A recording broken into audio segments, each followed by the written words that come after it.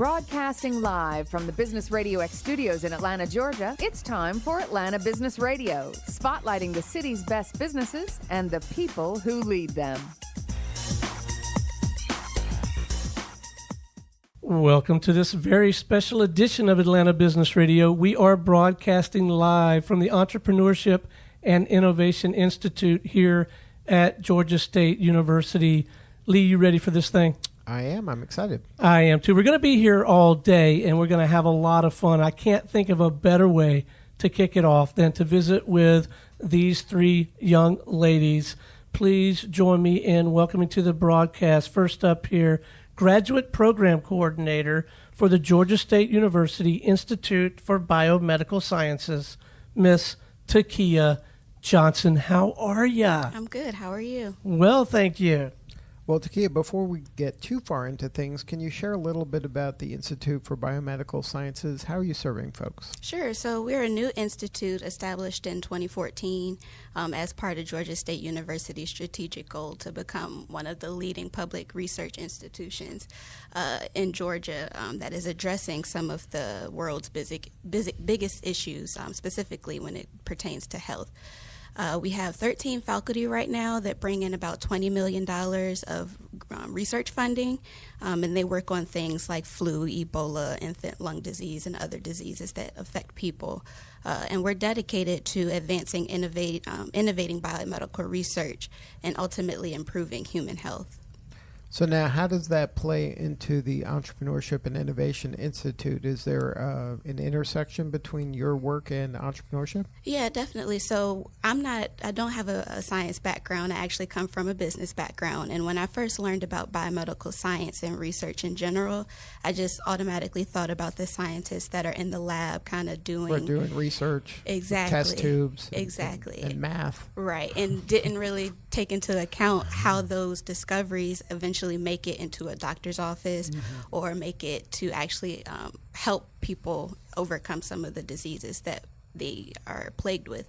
And there's a lot of commercialization that has to happen. We think about regulatory affairs, making sure that everything is regulated and safe. Right, ensuring, because there's a lot of regulations that change all the time. So you have to have somebody that is aware of those things. Also, people in marketing departments, making sure that the end product is actually going to make it to the end user, and that's something that they want to actually use in their patients.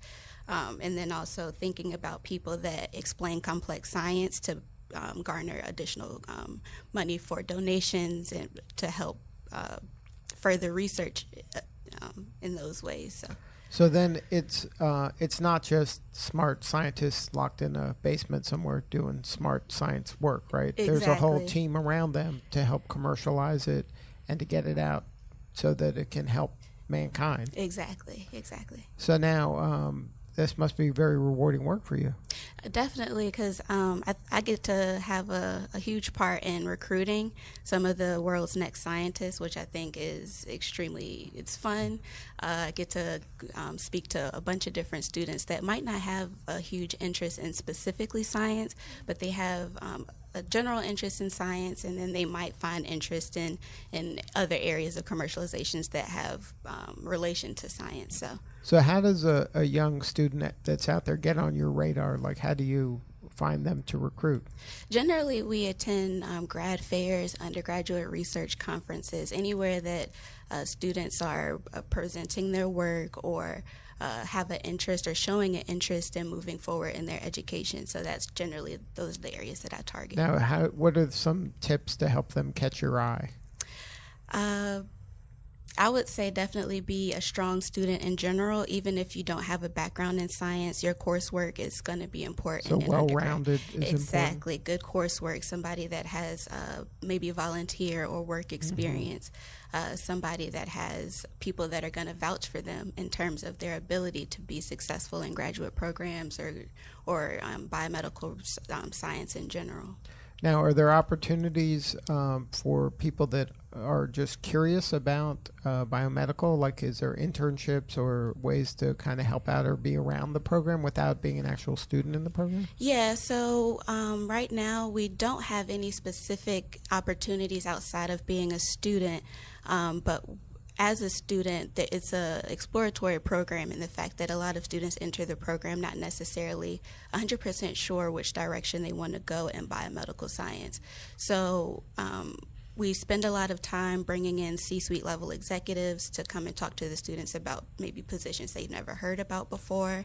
And then so these could be like people in pharmaceutical companies. Definitely. Is that a lot of the work is done around pharmaceutical? Yeah, so we have some biopharmaceutical companies, biotech. We have some people that are in startups. We've had an attorney come in as well from different areas in terms of business and science.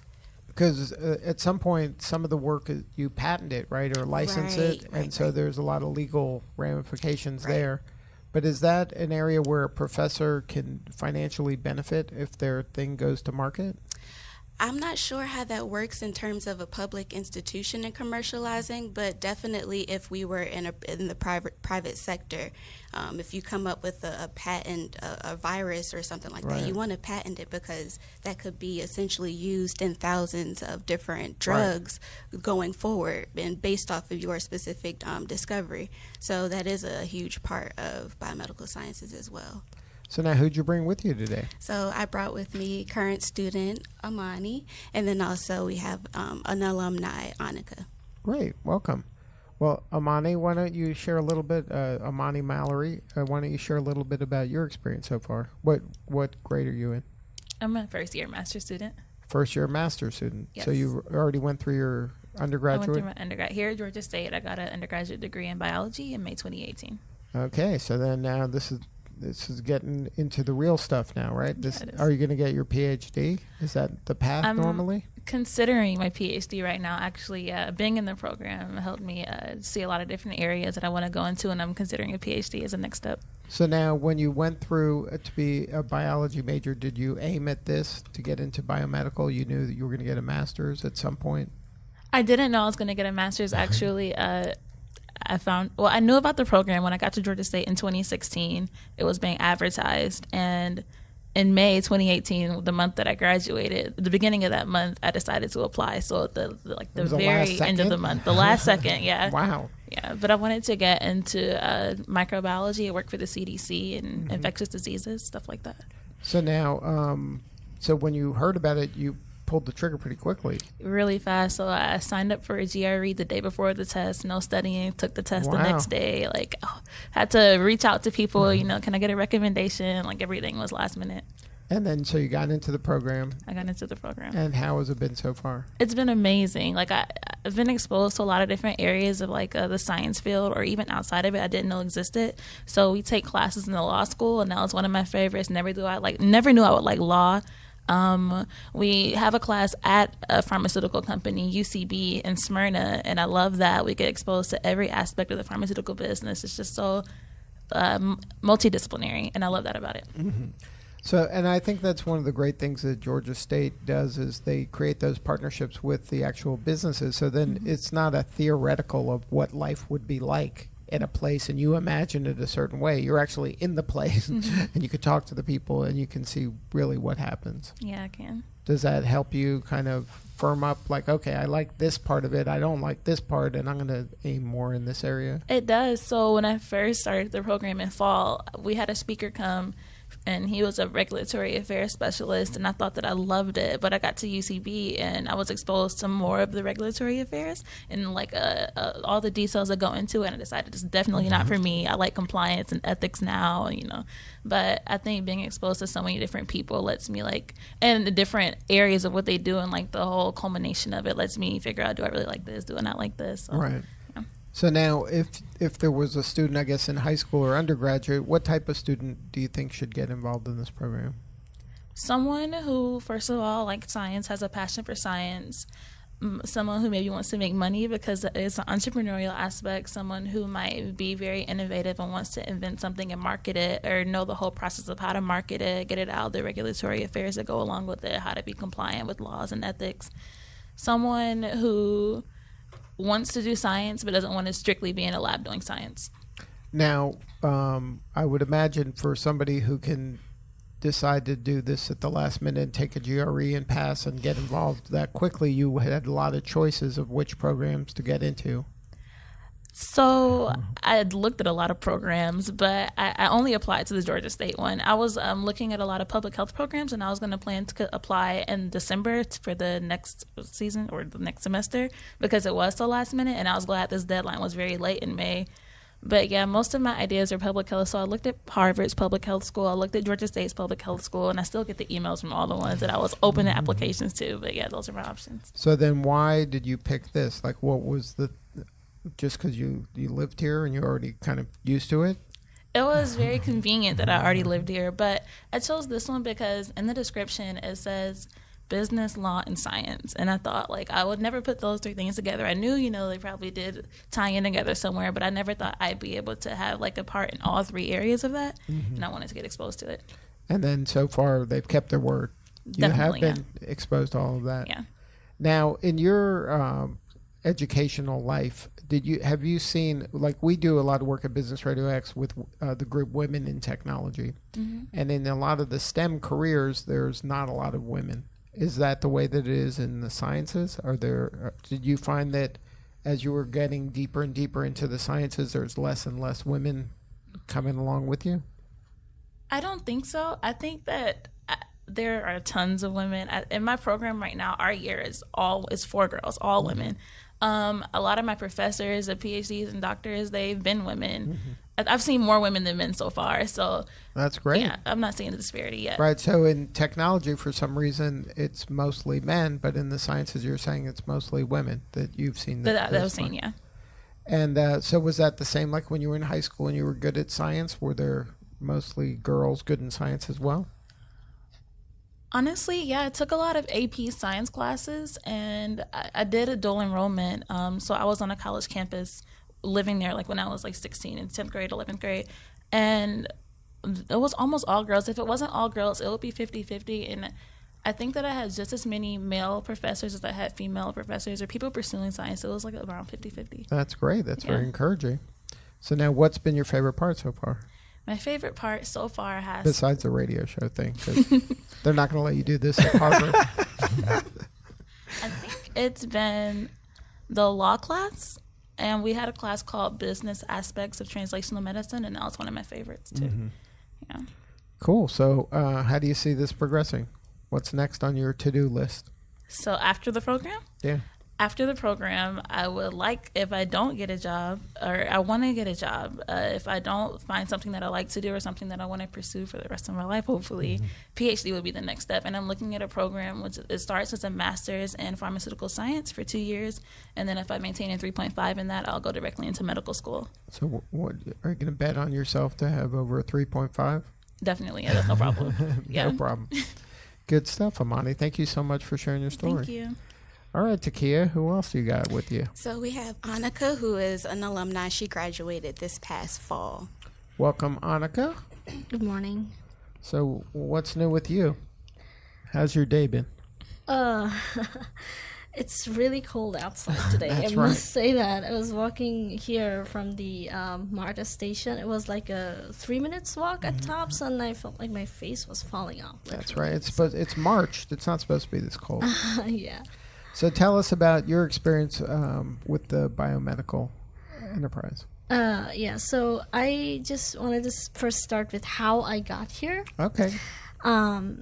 So it's a bit interesting because I had a transition. My undergraduate degree was in physics, and I did start graduate school in physics, and I was working in a biophysics lab. Was that here at Georgia State? Or you were at that was another- at Emory. Uh-huh. So I was working with antibiotics and different strains of E. coli, how they reacted to those antibiotics. And my interest started to shift, and I was more interested in healthcare. But this time I wanted to work as an industry professional, not in academia. So yeah, I was searching for a program that would help me to get there, and then I came across the Master of Interdisciplinary Studies in Biomedical Enterprise. So I found, from the description, it's an excellent blend of science, law, and business. And that's kind of unusual, right? Yeah, I think it's a fairly new conception. I don't think there are many programs like this across the whole country. So I started talking to their program coordinator back then, and also to Professor Dr. Denning. And I got to know more about the program. I applied and I got in. So my goal back then, I really wanted to step into quality control and ethics and compliance in pharma industry. And I found out that there's a great chance of going to that direction, being in this program. So yeah, that's how I got here. Well, tell me where the ethics comes into play. How do you get a specialty in ethics? They teach you ethics? It's not exactly like that. So ethics and compliance, it's a whole department in every pharmaceutical company.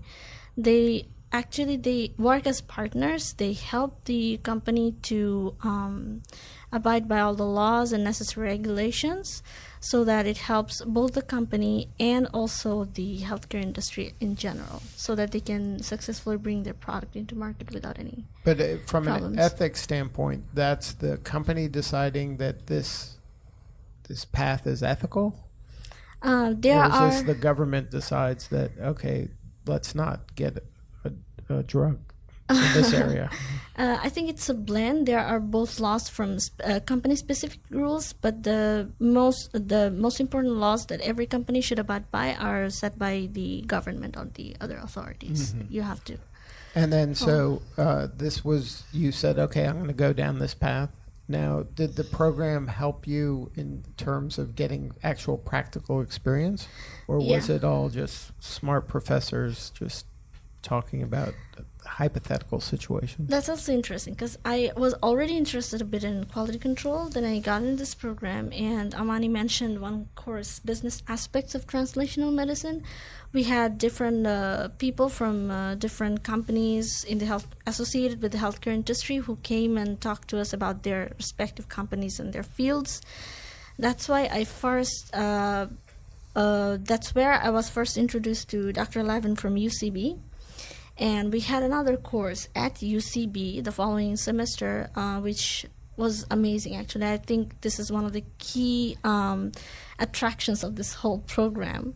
They took us over to their campus, the UCB campus in Atlanta, in Smyrna, actually. And there we had seminars every week, and their heads from different departments, they came and talked to us. And that's where I met the head of ethics and compliance in UCB over there.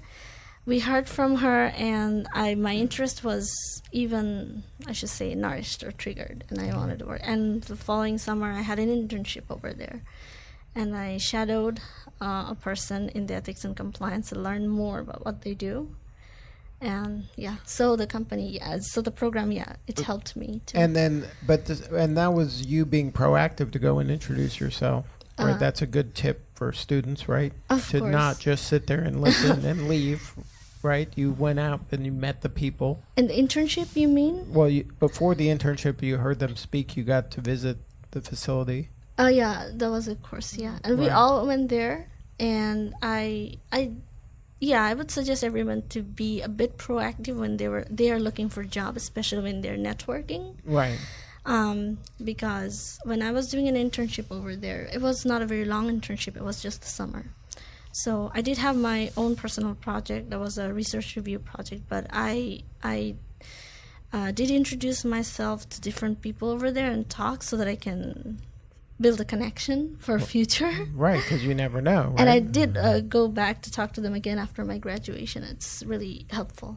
And then when you were in the program here, were you a graduate research assistant, or when did that come into play? The whole time. Right after I joined, I worked as a graduate research assistant in a biology lab in the IBMS. It was a terrific experience, I must say. So what's the day-to-day life of a graduate research assistant? What are some of the things you do?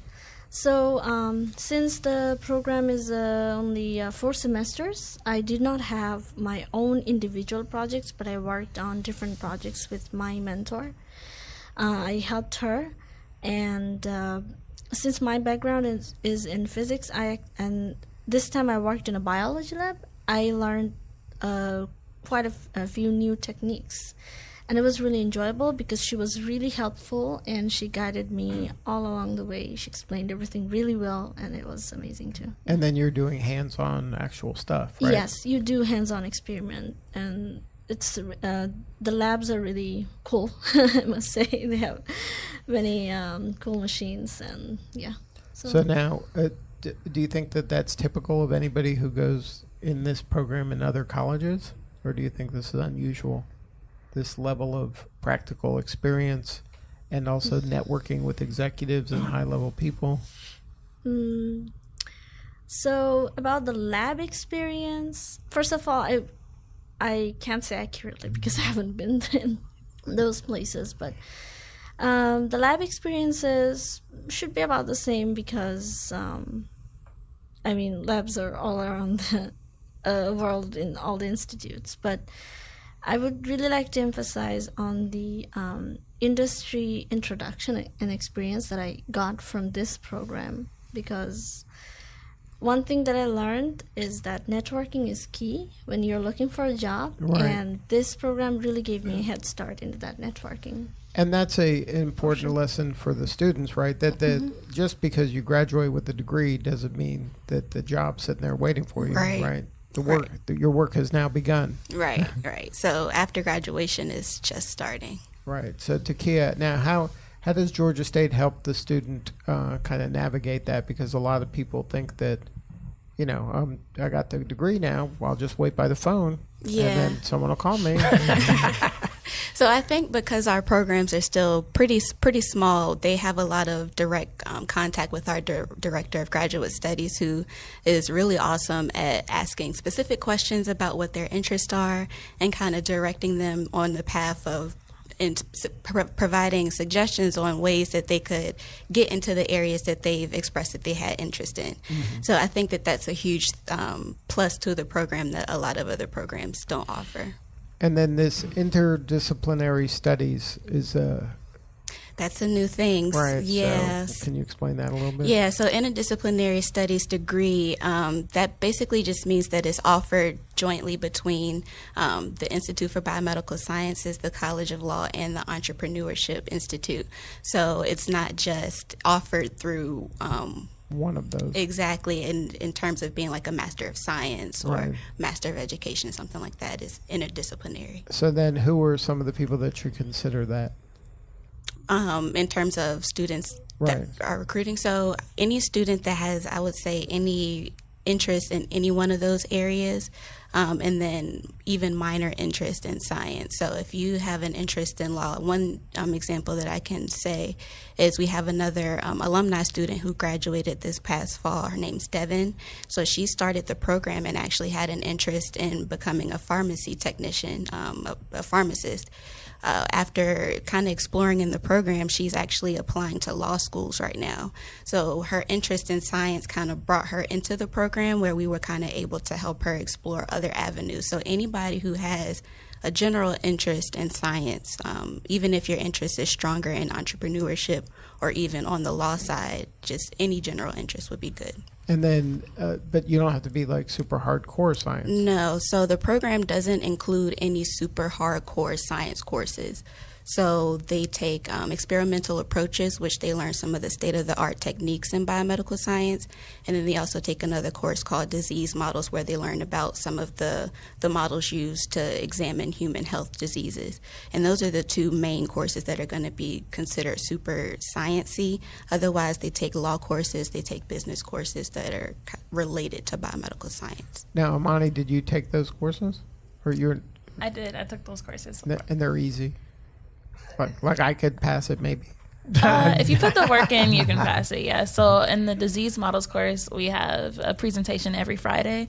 So we'll be given a disease in a specific area of the body. So like, for example, this week Friday is neurological diseases. So I have to present on multiple sclerosis. And then after that, the PhD students, that's the master student stuff, the PhD students come in and present every single model. So like a rat, a mouse, a non-human primate, and the way they apply those to the diseases. So it's not easy, but it's not awful. That's right. So now, Takia, what do you need more of? How can we help you? So we definitely need more students in other areas that have interest in science that come from other areas.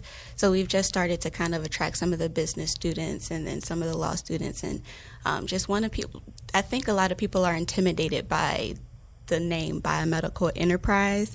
It's a scary word. Definitely, and being a person from a business background, I definitely understand that. But come and talk to me. I can, if you give me an idea of what you think you might want to do, I can probably tell you how that would translate into a biomedical enterprise degree.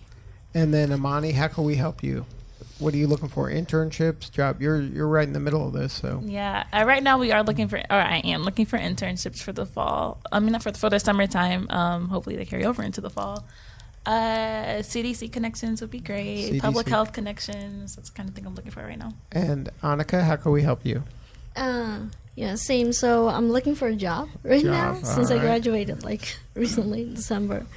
And where's your dream place you'd like to work? So since I'm interested in ethics, compliance, and regulatory, a dream place would definitely be FDA. The FDA? Someday. So like you'd have to go to Washington, D.C., or where's the FDA? Or they have FDA everywhere? The head office is there, but there is a location in Atlanta as well. But that's actually, for me, a long way down the road. Right now I'm looking at pharma companies because to be able to work at FDA, you have to start at the pharma and gain the experiences, and then you can. Now, are there a lot of pharma companies in Atlanta?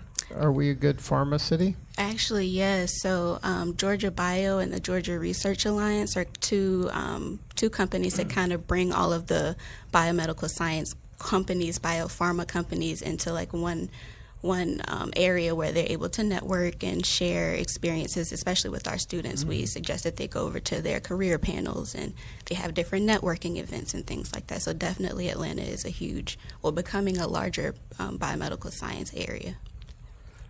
What a fantastic and fascinating area of study. Keep up the good work. We need this. And I think Business Radio X has stumbled into a new service, Radio Resume. We should record. We should have them record what they want to do, their background, why they want to do it, and then we should send these audio files to FDA or wherever they want to go. So it's a good business idea for us, right? I noticed you weren't chiming in about your kid. She's in the middle of all this, isn't she? Yeah. She's well. My wife says that she majored in bioterrorism. My daughter likes to tell her it's bioterrorism defense. But yeah, my oldest is works with cleared for weird. She's got the security clearance and all that jazz. And but no, she has a very fruitful and rewarding career in that bioterrorism arena, and she's up in DC. Okay, cool. Now, does biomedical touch that as well? So I was just thinking as you were talking, I think it probably does. So I'm working on now kind of like etching out some of the careers that can be associated with biosecurity.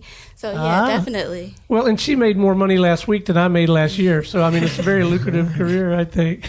Right. So, Takia, if somebody wanted to learn more about the program, what's the coordinates to get a hold of you? Yeah, so you can send me an email at biomedgrad, BIOMEDGRAD, grad at gsu.edu. And then is there a website for the program? Yes, so it's biomedical.gsu.edu. All right. Well, thank you all for being part of the show today and sharing your story. Thank you. All right. We will be back in a few from the Entrepreneurship and Innovation Institute here at Georgia State University.